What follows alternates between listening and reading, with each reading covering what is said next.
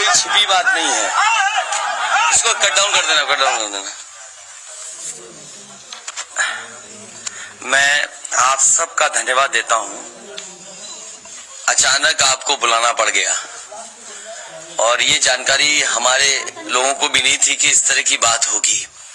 हालांकि ये सूचना मिल रही थी कि लखनऊ से जो मुख्यमंत्री उनके सबसे बड़े अधिकारी हैं और प्रमुख सचिव का जगह जगह फोन जा रहा है कि जहां भारतीय जनता पार्टी हारे वहां पर काउंटिंग स्लो करिए।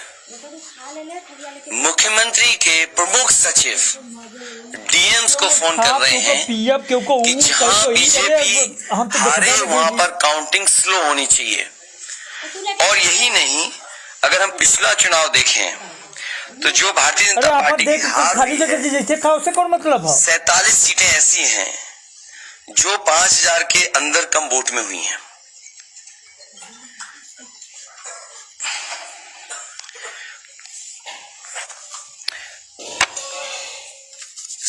सीटें ऐसी हैं पिछले चुनाव की जहां पर 5000 वोट के कम फासले से भारतीय जनता पार्टी जीती है। और जो आज देखने को मिला है बनारस में कि जहां ईवीएम्स ले जाई जा रही थी, एक ट्रक पकड़ा गया, 2 ट्रक लेकर के भाग गए। अगर सरकार चोरी नहीं कर रही थी, ये वोट की चोरी जो नहीं कर रही थी, तो कम से कम बताए कि एक गाड़ी रोक ली, पकड़ी गई, लाइव है, अभी भी हम लाइव देख सकते हैं। 2 गाड़ियां क्यों भागी? अगर कोई चोरी नहीं थी, प्रशासन ने, सिक्योरिटी ने इतना इंतजाम क्यों नहीं किया? इतनी फोर्स है, अभी इलेक्शन की फोर्स गई नहीं है यूपी से, तो आखिरकार अधिकारी क्यों नहीं कर रहे थे?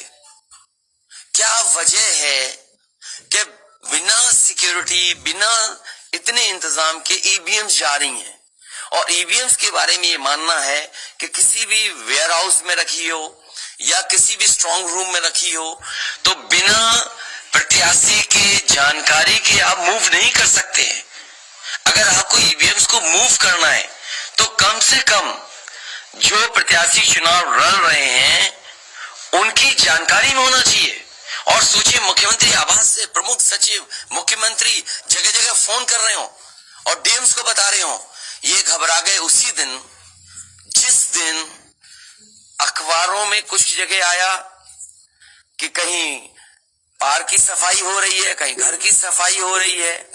और आप में से वो लोग हैं जो जमीन पर घूमे, जो जमीन पर चुनाव चल रहा है, वो भारतीय जनता पार्टी के खिलाफ था, जनता के अंदर नाराजगी थी।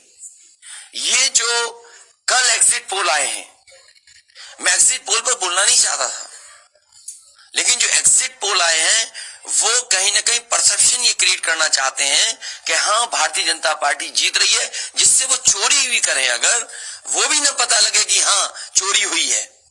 इसीलिए अगर हमने वोट दिया है, तो मैं अपने नौजवानों से, किसानों से और आम लोगों को कहूंगा कि उतनी हमारी जिम्मेदारी बनती है कि वोट को हम बचाएं। अगर वोट नहीं गिना जाएगा तो लोकतंत्र कहां जाएगा? और ये लोकतंत्र की आखिरी लड़ाई है। मैंने कई बार कहा कि उत्तर प्रदेश का चुनाव लोकतंत्र की आखिरी लड़ाई है। इसके बाद तो जनता को क्रांति करनी पड़ेगी, तभी बदलाव आएगा। इसलिए मैं अपने पार्टी के लोगों से और जो सच्चे ईमानदार, सच्चे सिपाही हों, सच्चे अधिकारी हों, सच्चे पत्रकार हों, कम से कम आगे आए और लोकतंत्र को बचाने के लिए खड़ा हों। और मैं अपनी पार्टी के लोगों से कहूंगा कि जब तक काउंटिंग न हो जाए तब तक कम से कम ये नजर रखें और लगातार निगरानी रखें कि कैसे वोट बचाया जा सकता है, कैसे जहां पर मशीनें रखी हैं कोई किसी का आना जाना ना हो। ये लोकतंत्र के लिए बहुत ही खतरे का समय है। जो दल हार गया, अब उसके बस में यही है जो अब करने जा रहे हैं।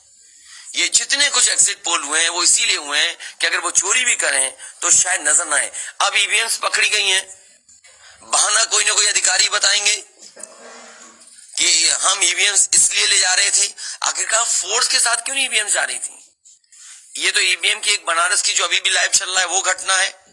बरेली में एक स्ट्रांग रूम से बाहर नगर पालिका की कचड़े की गाड़ी में, जिसका नंबर UP 25